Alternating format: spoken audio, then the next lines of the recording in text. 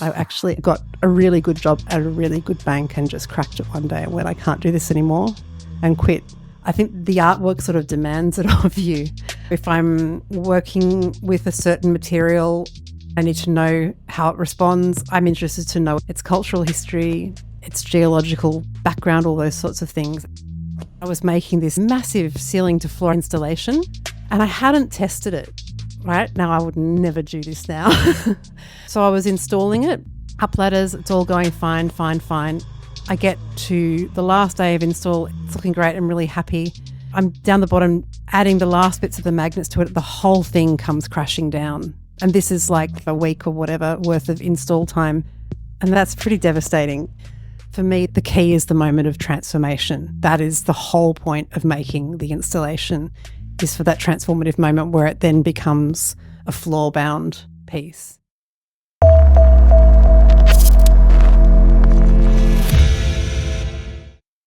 Welcome back to the Installation Art Podcast, the world's #1 and only podcast about installation art and the people who work with it.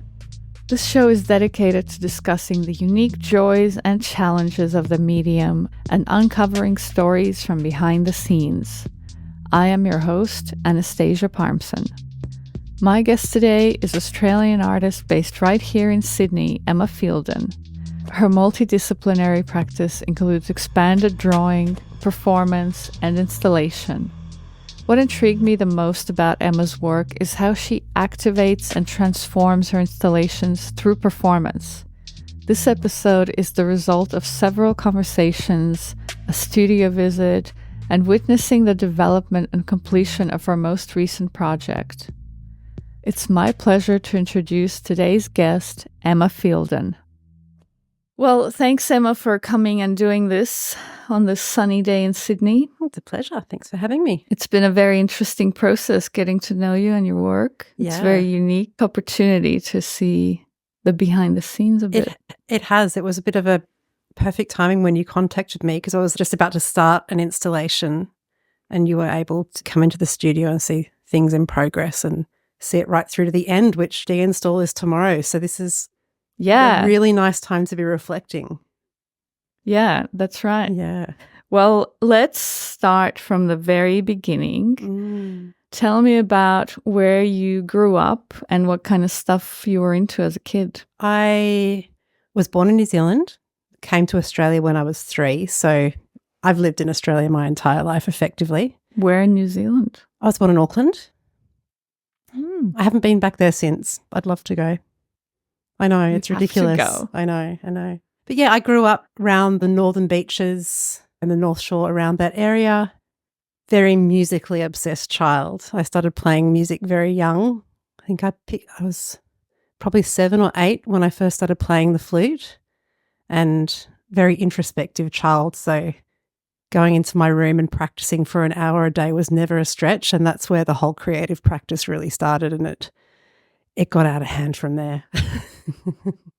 So you were really, really into music. Did you think that's what you were going to do? That is always what I was going to do, right up until year 12. I played with the Sydney Youth Orchestra. I was teaching from when I was probably about 14 or 15 years old, putting students through their exams, and did actually 4 units of music for my high school certificate, and was always going to go to the Conservatorium of Music in Sydney after year 12. But I took a year off, as many of us do. We take the gap year, got a job, got independent. Well, it's nice to have money and be living by myself, and just never went back. But there was always this hole of creative practice that I could have gone back to music. I don't know why I didn't. But Do you miss it? It's so much part of my practice still, not in a really tangible way. I'm not a musician, but my whole self was so built around daily practice and the sensibility that was built into me through music, that there's nothing to miss, because it's still all there, and it's starting to actually become. I'm so aware of it in my practice now that it's never really left me. So what was your first job? My first job was music teacher. And then first job that wasn't music teaching, what was my first job? It was in a fashion store Yeah, selling clothes. And after your sabbatical year, did you then go and study something or? I worked in a number of fields for a few years first. So I worked in the fashion industry. I worked in the finance industry for a while, doing finance broking and assistant broking and admin and stuff for a small boutique finance company, which really grounded me in small business practice, which has been eternally useful on a practical level. But then I think I got to the point with finance. It was in finance that I really broke and went, I really need to do something more creative. I actually got a really good job at a really good bank and just cracked it one day and went, I can't do this anymore, and quit. And yeah, then I went back to start doing some study and ended up studying jewellery and object design. And that's when my practice went from there. What made you choose that particular specialty? I initially fell into jewellery from doing some evening courses. You know, I was in that stage of my life where I was going, what do I want to do with my life? My job is really boring. This is not creatively fulfilling. I don't want to go back to do music. So I was just trying different things out. And I think I just had a natural affinity with metals and then just took a risk and applied to do jewellery and object design at the Enmore Design Centre, which is TAFE, you know, which is vocational training here in Australia, and did 3 years full time. I mean, really, it's a lot like a uni degree. It was very conceptually focused rather than you didn't go there and learn to make diamond rings, put it that way. We were given conceptual briefs. I ended up making things that were jewellery based, but really conceptual security blankets made out of eggshells and money and all these sorts of things that really pushed my boundaries of what jewellery could be, and then into the realm of art. And how did you go from there to getting into performance and installation art? It's a wild ride, isn't it? Yeah. So I was making these small scale pieces for the body, jewellery items. I was making these brooches that were essentially drawings, engravings on silver sheet that you'd put on the body. And I really saw them as drawings more than I saw them as jewellery items. So I started wanting to scale up. So I went, say, from 30 millimetres diameter to 50 millimetres diameter, and they got bigger. And then I started to push myself out to working on paper. So going from doing these traditional hand engravings, because I'm also classically trained as a hand engraver, to working in a similar way but on paper. And then that started to feel limiting. So, you know, breaking out off the sheet and into space. And then these installations / sculptures then wanted to be activated somehow, starting to activate these installations, which then I'm like, oh, these are performances. And, you know, all of a sudden I've made all these performance works. So you did a residency in New York. Mm. What did you go there for, to the residency? Well, I went there with a really open mind to start with. I did go there with the idea of transforming installations because I'd just the year before been in the fellowship at Artspace, so the Create New South Wales Emerging Fellowship. Well, let's go back to that actually. Yeah, sure. How did that opportunity come about? How did you even consider applying to such a thing? Well, somebody suggested it to me. So I was sitting in my studio at Parramatta Artists Studios, and my dear, dear friend who worked at PAS back then, Liz Chang, said to me, you should apply for this. You know, as you do, you go, oh, yeah, I'll have a look at that. So I did, and much to my surprise, I got in. And it's a really great opportunity because you're given this platform at Artspace, which, as you know, is a beautiful big building down at Woolloomooloo that's just screaming out for artwork that responds to the architecture. And one of the things about that building is that it has these beautiful big steel structures up in the wooden beams that are holding it all together. And at the time, I'd been working a lot with magnets and ideas of the invisible force of magnetics as a metaphor for other invisible forces in the universe. So I looked at those steel things and went, I've got to respond to the magnetic potential of this building, of this architecture. So I ended up making this big orb that's, how big is it? About 50 centimetres, weighed about 18 kilos and suspending it from the ceiling on linen sewing thread that was all attached to the steel structure of the building. So everything was held up magnetically. There was also this big wall of thread there. And I guess the key moment for me, I mean, I loved making that installation, but de-installing that work was really key moment for me. And you can actually see on my Instagram, there's a video of this moment because someone had the foresight to video me doing it. But as I was cutting down this wall of thread, which had taken me and an assistant installer days to put up, I just cut it down, and there was this release of tension, this emotional moment where I went, oh, this is the next stage in the installations. This is the idea of changing states, all change that exists in the universe, changing states of matter, the idea that everything in our universe is in a state of flux, and in this one tiny moment, everything can change.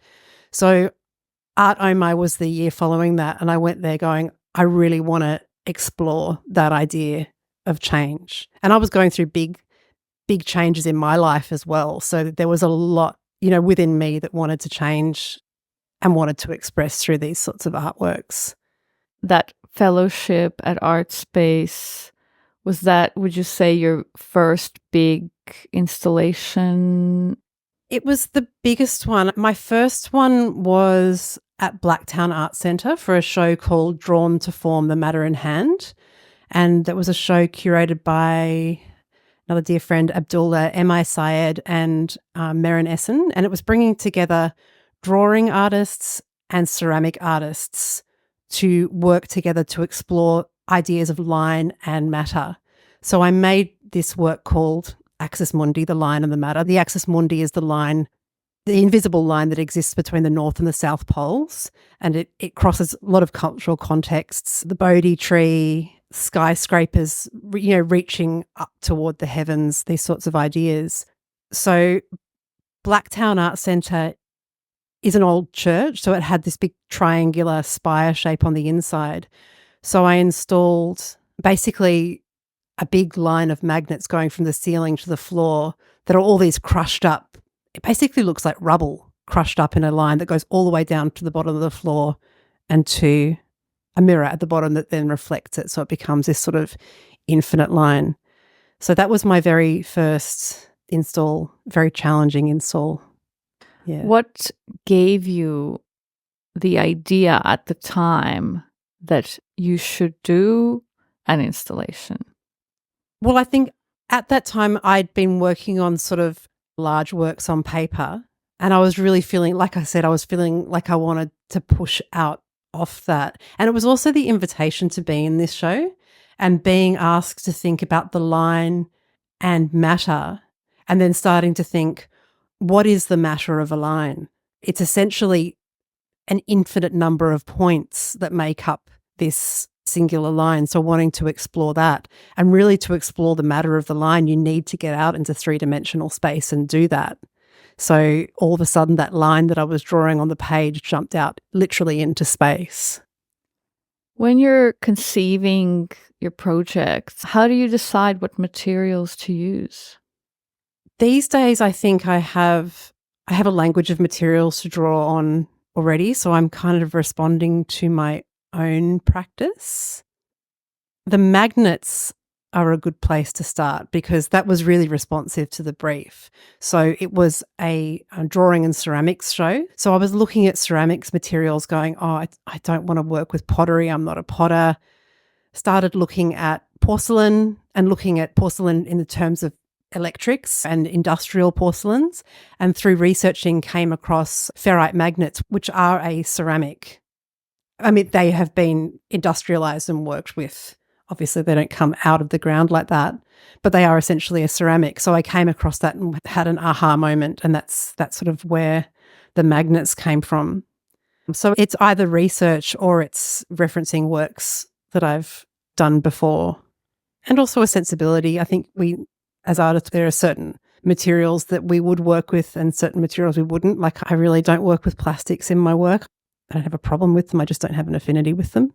So, I tend to work with materials that are on the more natural spectrum. Yeah, rocks. rocks, and even magnets, although they have been heavily processed, are from the earth, essentially. How do you approach the connection between a project and the space that it will be shown in?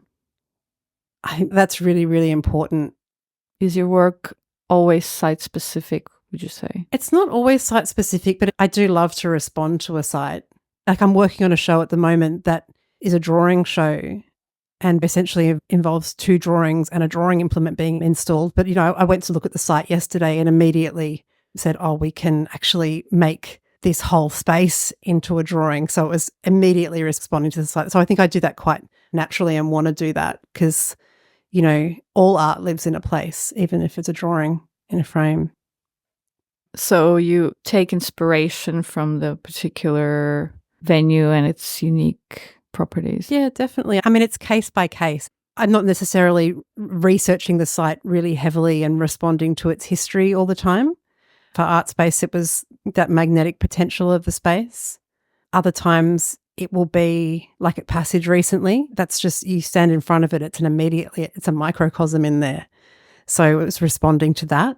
So I think each site is different. I normally ask people what kind of skills they've had to learn to do the kind of work they do. But I find in your case, it's more interesting what kind of knowledge you've had to acquire, because I find that your work is very much linked to all sorts of research and science and geology, astronomy. You do a lot of very diverse reading. Yeah, I think a lot of that science background goes back to another part of my growing up. Yeah. Which is, I did have a dream to be an astrophysicist at one stage, and I did work experience in year 10 at the observatory.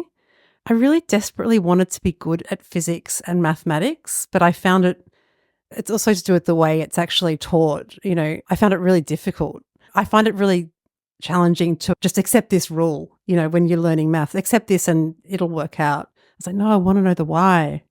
So I found maths and physics and things like that really challenging as a kid, but really fascinating at the same time. And I think that's just naturally fed into my practice. And I guess in terms of what knowledge do I have to learn now, I think the artwork sort of demands it of you. Like if I'm working with a certain material, I need to know how it responds. I'm interested to know its history, its cultural history, its geological background, all those sorts of things. It's just, you just want to know. Where do you go to find out? Internet deep dives, books. Go down the rabbit holes. Yeah, when we were lucky to have the resources of the internet. I mean, the internet was brand new when I was a teenager. So I'm aware of what it's like to research and go to the library and only be able to find 3 books on a subject. So you can find out anything within limits online now. So yeah, sometimes I'm amazed that I used to know how to use those little library reference cards to find the Dewey Decimal System. I still love a library though. The UNSW library at Art and Design. I go in there sometimes and am shocked that everything's not borrowed out. And I'll come away. I borrowed some books on Carolee Schneemann recently and borrowed like 6 books and felt like I was being a thief. So I'm like, I'm taking them all. Yeah, I snuck into National Art School Library one day and I was like, I have to come back here and sit and read. Of course I don't, because I don't have time to read paper books anymore, but it's such a wonderful resource. The thing is with libraries like that too, there are things there that you can't find online. There are out of print books. I found there are art books. I go on Amazon to look them up and they are like hundreds of dollars. Oh, that's because they're not available, obviously. And that's crazy. Yeah. And when you want a book, you'll pay for that. Or you ask a library. Or you ask a library, yeah. Yeah, but definitely listeners, especially younger listeners, libraries are great and learning to use them is such a flex. Oh, it's a total gift. And they're quiet spaces, reflective. It's so conducive to deep thinking, isn't it? It is. It's nice having a library near where you live to go and work sometimes if you feel like you're procrastinating or something. I'm just talking to myself right now about this. When you go to a library and everyone else is like hyper focused in there, you feel immediately inspired to start working. Oh, there's something ceremonial about it because, you step into a workspace, and not just a workspace, a reflective space. What has been the biggest opportunity for you so far in terms of your art career, would you say? Oh, wow. I feel like I've been very lucky with opportunities. Art Omi was a big one. How did that come about? Well, I was nominated for the Art Omi Fellowship, and I have to say, a big thanks to my now ex-gallerist Dominic Mersch for playing a big part in supporting me to get there. At the time, I didn't know what a big opportunity it was. And actually, when Dominic called me to say, oh, you've been nominated for this and you can go, I was like, oh, what is this? How much is it going to cost me to get there? Should I do this? And not knowing how competitive internationally this residency is. And I got there and it was utterly life-changing. I mean, I'd had that idea for transforming installations here in Australia, but I would never have stepped so heavily into the performance part of my practice without doing that. And also just being opened up to, I think there were 30, don't quote me on that, odd artists there from all over the world. I met some dear friends who I would consider family now, and that was a big opportunity. I mean, the Artspace Fellowship was huge. That's probably the most ambitious installation and one of the most challenging installations I've ever put up. And I'm now working on new work for the Dobell Drawing Biennial at the Art Gallery of New South Wales, that's huge. What a great platform and a great team to be working with, so supportive. There are other things I could name that I'm not naming, but every opportunity is a big opportunity. They're all stepping stones. Let's talk about the performance side and the activation. What role do you see the audience playing in that aspect of your work? The audience are the witness. They may not be part of the installation, but it's a really funny one because you can do performances that nobody sees, and I value those. A friend of mine, Hana Yutamura, who I met at Art Omi, she did a series called the Secret Performance Series, and they're utterly beautiful. She went to the Sahara Desert and attempted to sweep up the Sahara Desert, and it's just this beautiful video that she made. She made another one where she tries to throw red paint over the side of the cliffs of Dover to draw a line, and it's blown onto her. So these are all performances made in private. So the audience doesn't necessarily need to be there for it to be a valid performance. But so far, most of my performances have involved having witnesses present, whether they're live or present later through the viewing of a video. But that may change in the future. What would you like people to take away from experiencing your work? I just think I'd like them to connect with it. I think it's so personal what you take away from an artwork because you approach an artwork with your own life experience. I approach making the artwork with my own life experience. So, of course, everything is personal on some level. I always try to make my work universal, and abstraction is a really handy tool for that. But I don't necessarily want or need the audience to know the backstory to the work. I just hope that they will feel something and have their own personal response to the work. Can you share a behind-the-scenes story about some issues you faced during your work process, where something wasn't working at the last minute? Or I feel like I have the perfect story for this question. Great. Shoot. So my very first install, which we spoke about at Blacktown Art Centre, which was the Access Mundi, the Line and the Matter piece, I didn't really have a proper studio at that time. So I was still essentially working in my jewellery studio, so a tiny little studio working at the bench and making drawings. But I was making this massive ceiling to floor. I think the ceiling there is 4 metres installation, and I hadn't tested it, right? Now I would never do this now. I had tested it, but I had tested it on a different scale. So I was installing it, up ladders, it's all going fine. I get to the last day of install, it's looking great, I'm really happy. I'm down the bottom adding the last bits of the magnets to it, the whole thing comes crashing down. And this is like, a week or whatever worth of install time. And that's pretty devastating. And the curator, Paul Howard, was very generous and very understanding and said, that's okay. Why don't you just install it again? And I was like, well, there's no time. We're opening tomorrow. He said, it's okay. You can install it while the show's open. That'll be great, which is really generous because, it wasn't a performance. Yeah. So he allowed me to do it again. And it happened again. It fell down again. And in hindsight, I'll tell you, I just hadn't developed the structure of the piece well. Conceptually, it was a really well-rounded piece. And it just didn't work. Luckily, I had other smaller works in the show, so I wasn't out of the show. But I couldn't make it again. And I realised that the actual engineering of the piece needed to be rethought. So I completely re-engineered the whole structure of the piece. It looks the same, but its internal structure is completely different. And I've gone on to show that again. I showed it at Artspace the year before the fellowship, and I showed it again at Funaki Gallery in Melbourne. And yeah, it's so well resolved now that it's like an IKEA flat pack. You can put it together in a box and send it off to someone and somebody else can install it. Mm. So, but that was what I really took from that was that I really needed a studio, and that experimenting, not just conceptually, but on a practical level, are really important for keeping an installation sound.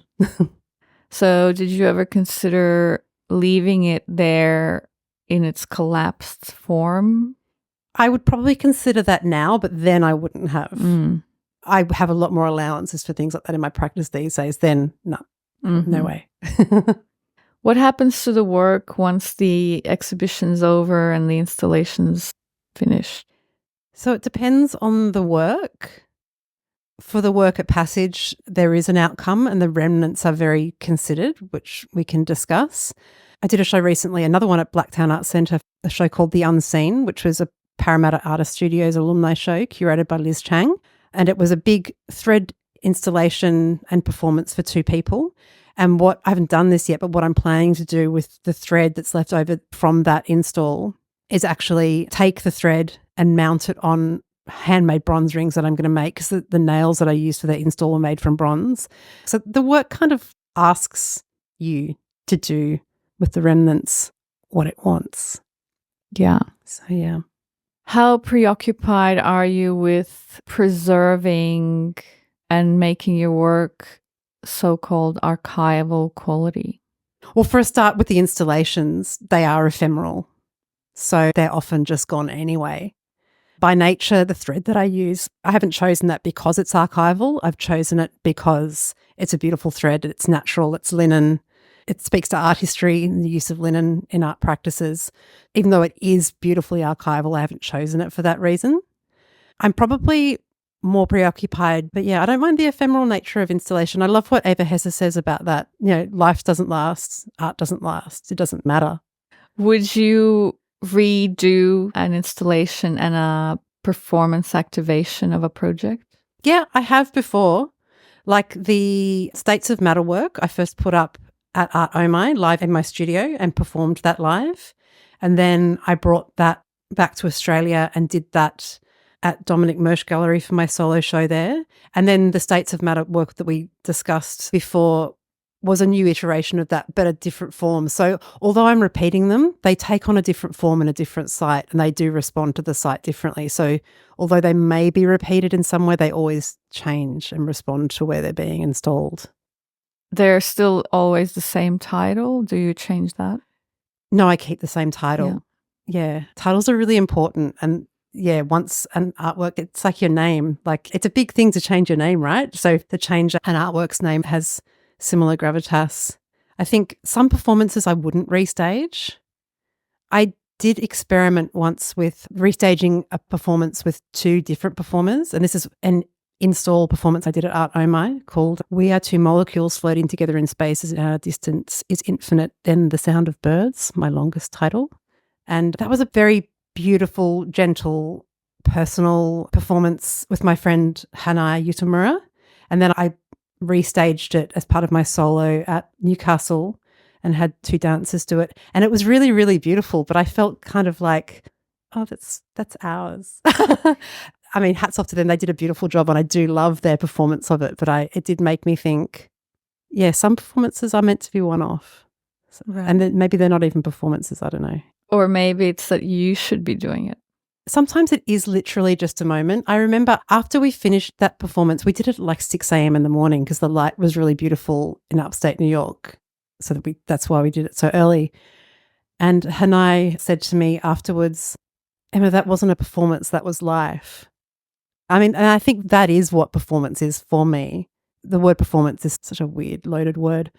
But some works lean more in that way than others, and that's when you don't necessarily want to restage them because that moment has happened, and that's it. What about installing shows? Do you always have to be present when setting it up? Yes. I don't think it's always totally necessary, but I like to be. I feel very connected to the work and materially very connected, so I like to have my hands on things. Also, install for me is often involves a lot of composition. So say the work at Passage, that could not have been installed by anyone else because I was literally making a composition, a three-dimensional drawing in space. So all the decisions were made on site during the install process. It's hard even to have an assistant in that case, other than just, running errands and things like that. So yeah, I'd say on the whole, I'm very hands-on like that.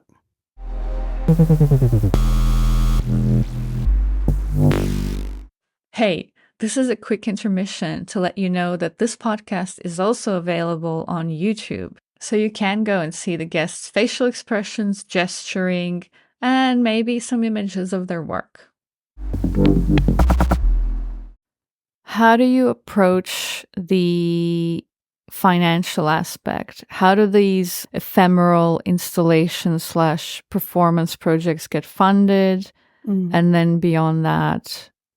That is a big challenge. So sometimes I have funding, sometimes the work is commissioned, and sometimes I will self-fund.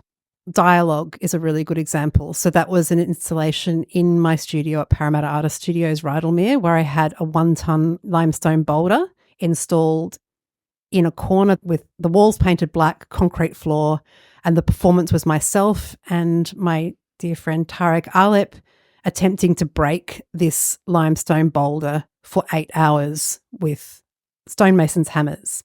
And I made a video of that too. So I had a videographer on site. At a glance, it looks like quite a simple setup. It's very laborious, but it looks quite simple. But there's actually quite a lot that goes into it.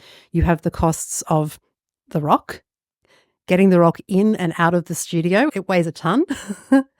Paying myself for 8 hours heavy labor, paying my performance partner, video catering on site so that everyone's fed and cared for. So all that adds up. So that work was commissioned by Parramatta Artists Studios as part of my tenancy. I've had the residency at PAS Rydalmere for 2 years.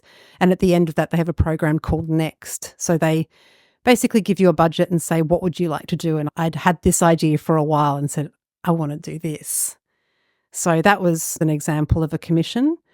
Other times I'll apply for funding, say for the work that I'm doing for the Dobell at the moment. That involves a big object that there's no way I could afford to make it on my own funding. So, writing these big applications for funding and getting the cash that way. And other times you do sort of go, well, I'm going to pay for that myself. I don't have the time to write the grant application, and it's doable within my own budget, and I'm going to invest in myself. You mentioned something that I would like to talk about a bit more, the videographer. Your work is absolutely beautifully documented. The photography, the videos look very thought out, very intentional, high resolution. Do you prepare the space where you're going to be performing, for example, thinking ahead of the angle of the videos? And tell me actually more about collaborating with people to document the work. Yeah. Well, thank you. I'm glad they come across like that because, yes, they are heavily, heavily considered.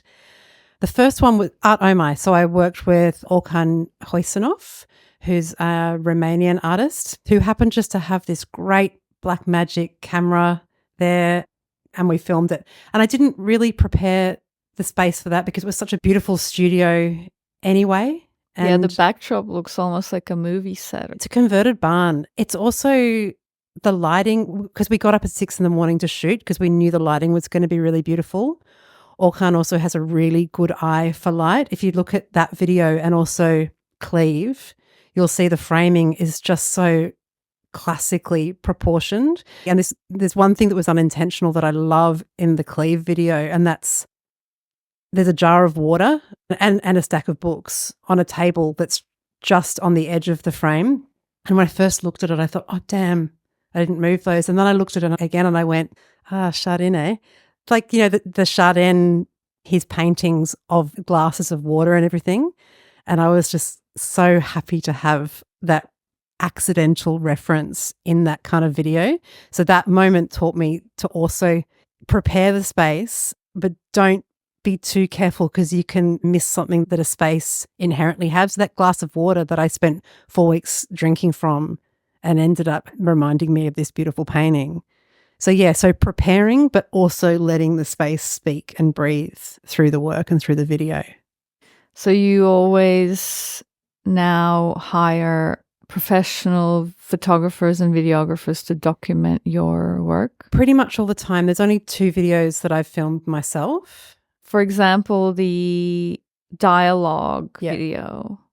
It really looks like you prepared the space, painted the walls black. And was that already there? I had painted the walls black as an experimental performance space for my studio. So I hadn't prepared it for dialogue. I'd prepared it at the beginning of my tenancy residency. I decided that because I had such a big studio, I was like, I really want to explore performance. I'm going to make this my performance corner. So I made the black walls. And then as soon as I painted them black, I started thinking about the potential for mark making on them. And for dialogue, where that relationship really came into play was as we're hitting the rock and the limestone is flying off the rock, it's hitting the walls and making wall drawings on those walls. Did you know that was going to happen going into the performance? Yeah, I did. So I didn't know to what extent. I mean, for a start, matte black paint marks with anything you touch it with. So I knew it was going to be marked and I hoped that it was going to be really beautiful. And it was more beautiful than I expected it to be. And then you got it photographed at super high res. Yeah. So I had it photographed. I think we did 4 photographs of each and stitched them together so they could be printed to scale. And then I did print them on beautiful paper stock, and they take on a whole new materiality once they go onto cotton paper stock. And it becomes an archive and a history of that moment. Like whenever I look at the 2 drawings, I go, that's Tarik and that's me. And I can see things in them that most people couldn't. I can see, a mark where I know Tarik bumped against the wall during the performance and I know exactly when that happened and no one else would know that.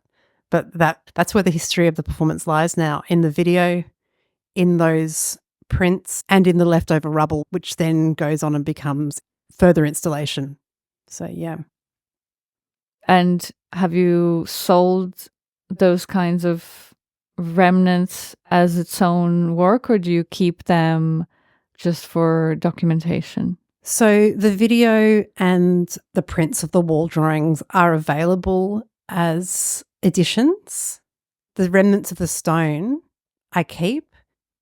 I mean, it's one of those things that one day when I'm a lot older and, I'm sure that this work is finished, I might be happy for that to go into some sort of collection. But at the moment I hold on to it because I'm not sure if dialogue is finished. When I first made it, the idea was that I would keep making more performances over and over again until the rock was completely broken down. But after we finished it, I was like, I don't know if we need to do this again. But you just don't know. It might come back as a very, very different, more gentle kind of performance one day.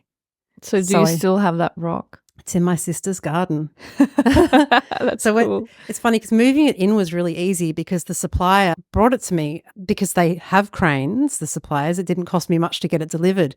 Getting it out of my studio was a whole other thing.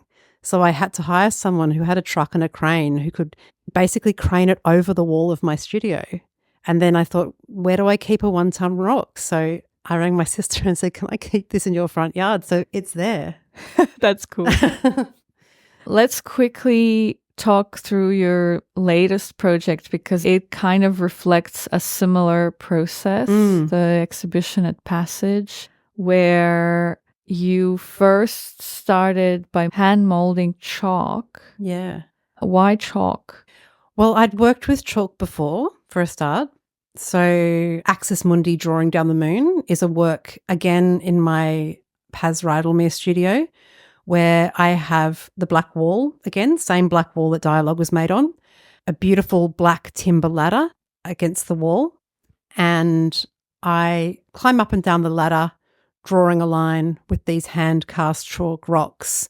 It's vertical, the video, and then the line goes off screen, and as you draw the line, a mountain of chalk builds up at the bottom.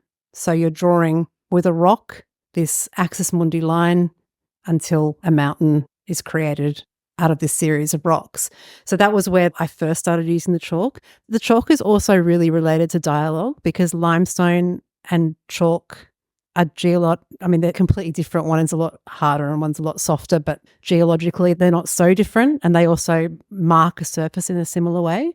So that's where the chalk for the Passage show, Hours of Stars, originated. So so the walls are, again, black. The ceiling is black this time. And the floor is lined with painted big sheets of black paper. And then from the ceiling, white, again, linen thread.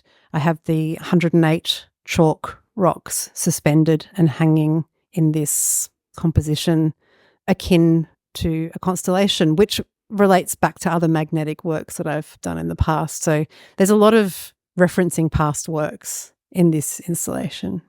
And then the transformation or the activation, what would you actually call that process of where your work is changed into something else through performance? I think transformation is a good word.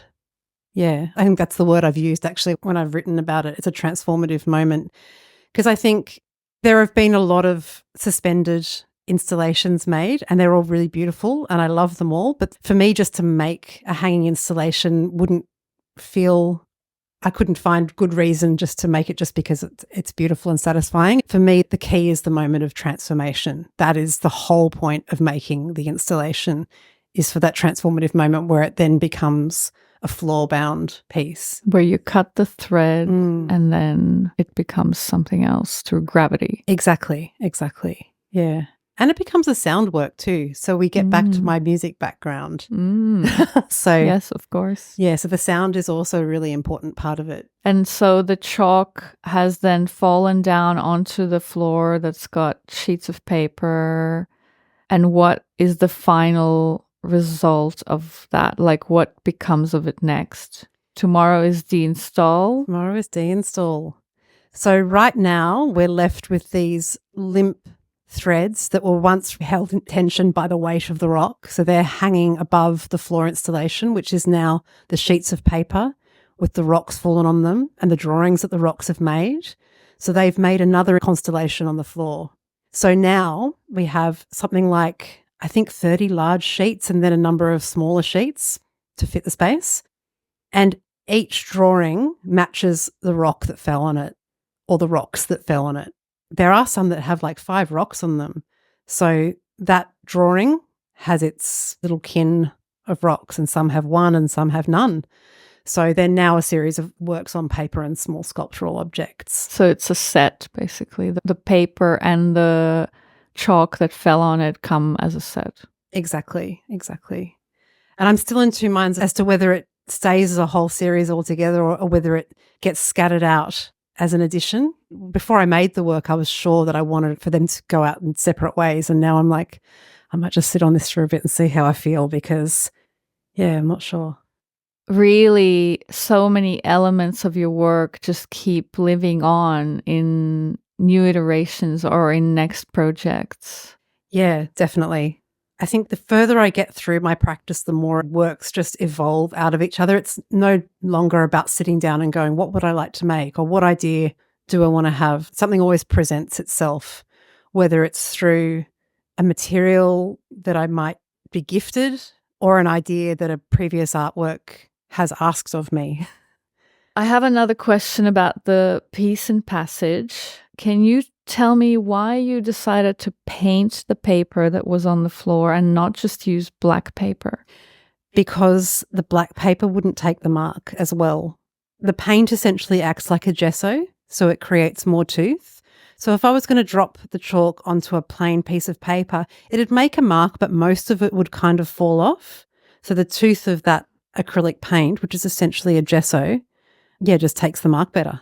Also, it's a nicer paper. It's a beautiful cotton paper. Do those have your footprints on them now from the performance? They actually don't. I'm always careful with my costuming. So I had tested the socks that I was wearing and hoped that it wouldn't, but I also didn't know going into it whether my sock would pick up, because I hadn't cut that many chalk rocks down before. I couldn't test it on that scale. So I had to sort of in my mind accept that there might be footprints and that would be fine and part of it, but it just didn't happen. So you pay also attention to what you wear during the performance stage? Definitely. Because I am part of the installation. My body is part of the installation. It's materially equal to everything else that's in there. And also, wouldn't it just be jarring if I turned up in a hot pink jumpsuit, you know? So it's all decision about composition. The video is a drawing in a way in itself. Also, I mean, that skirt that I'm wearing, I've worn before for performances. It's really important to me that the clothing I'm wearing is sustainable, and there's one label I tend to get my costumes from called Sustainable Fashion, where they do all their stitching on site in Queensland. It's a mother and son team. So that's really important to me. Also, the movement of that skirt, how it moves through space, the feminine iconography of that skirt is all really important. Yeah, so all these tiny little details. When you view the work, there are all these things that are happening that you're responding to, and maybe the viewer's not quite sure why, but there are these intuitive responses that people have. I mean, some people comment on the skirt and say, I saw this in that. And what are you like on the performance day? What's going on in your head? Sometimes just busy, because there will be practical things to deal with. It is nice to be able to just rest beforehand. I try not to over-prepare, because it's not like getting up on the musical stage like I've had the experience with before, where you actually rehearse. It's not theatrical. You know, it's not choreographed. It's like that moment that Hanai said to me, you know, that was life. I want it to be genuine. And if that involves mistakes or decisions having to be made on the spot, then that's all part of it. So I try not to overthink things. Can you highlight a particularly rewarding or transformative experience you've had as an artist? Oh my God, every single one of them. I mean, I'd have to go back to Art Omi again. That was completely life-changing for me on just so many levels. Being pushed off that edge of diving into performance. I mean, everything is valuable, but Art Omi was the big thing, I think, so far. Have you had any major obstacles in your art career that you've had to deal with? Oh, I think the biggest obstacle is just making your practice sustainable. We live in a world of economics, and being an artist isn't always the most lucrative field to be in. So, I mean, I'm lucky that I have managed to sustain a practice for, 2007 was my first year out, and I've been working solidly nonstop since then. But it's always a challenge to, be able to pay the rent and pay the bills and keep funding artworks, which are expensive. So that's just a continual challenge, is to keep sustaining it financially. It's the reality, isn't it? Yep. What's a hard truth you've had to learn as an artist? Oh, I mean, it's the money again. That is the hard truth. But I don't know if I've had to accept it, because I still try and battle it and still have hope that it will become easier. So, yeah, I don't know if it's a hard truth for me just yet. Have you ever had a moment where you think, this is it, I've made it? No. I mean, I certainly feel a lot more confident in my ideas and things like that. But I don't know what making it means. Like, if it's sustainable and you can run your life and not take shortcuts or not sell the work short, I guess you could say that's making it.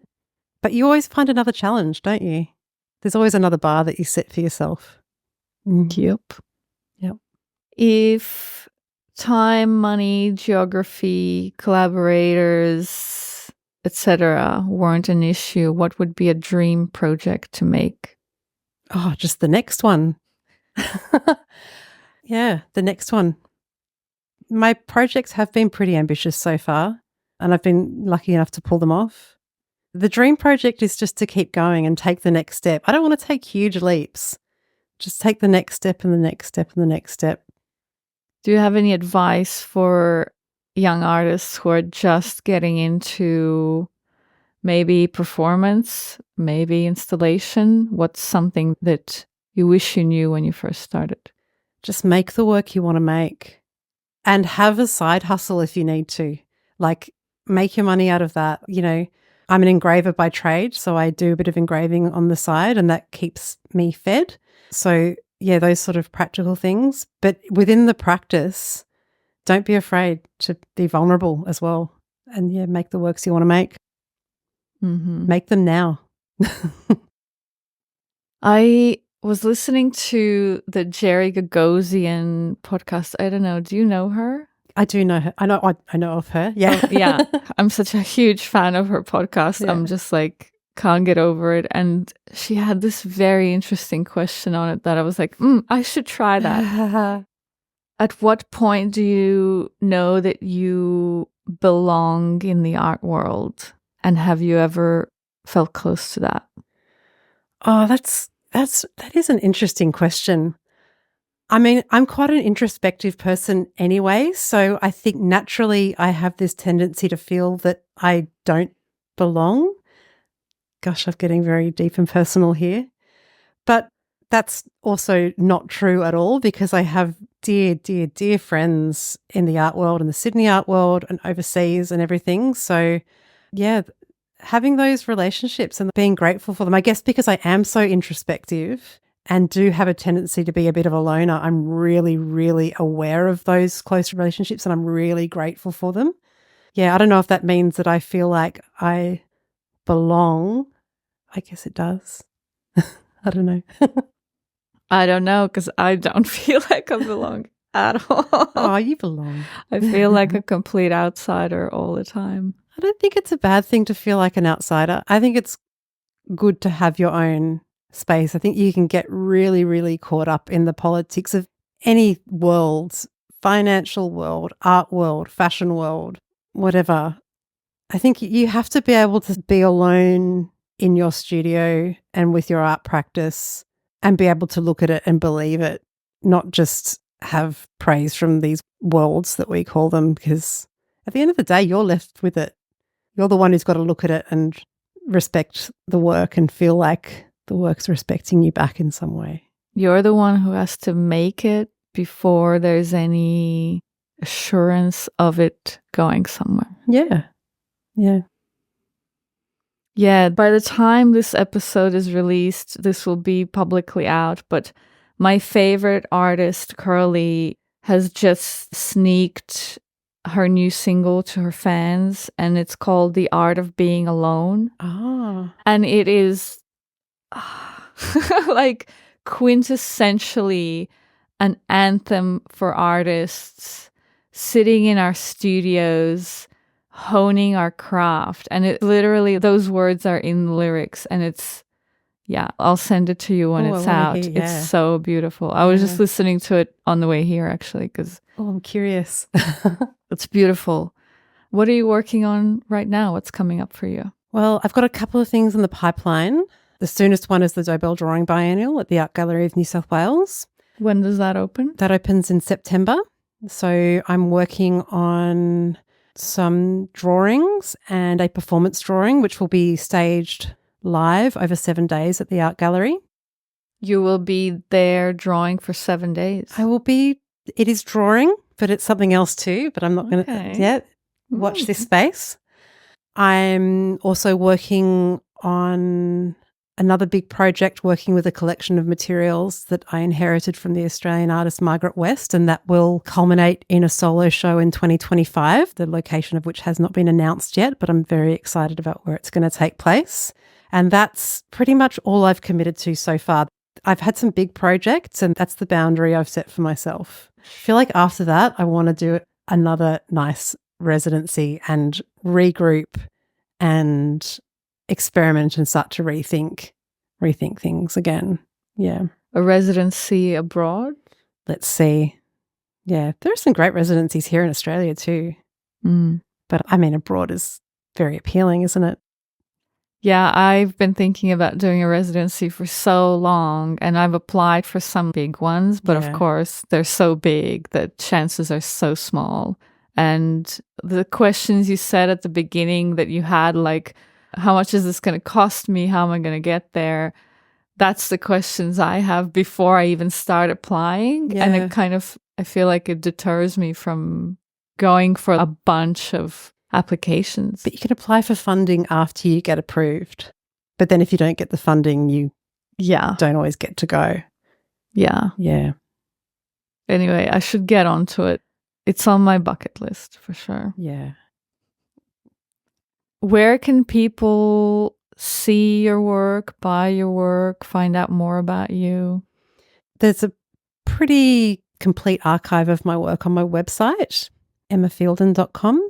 And my Instagram at Emma Fielden is probably the most dynamic and up-to-date. And you get a sneak peek into what's happening in the studio and things like that.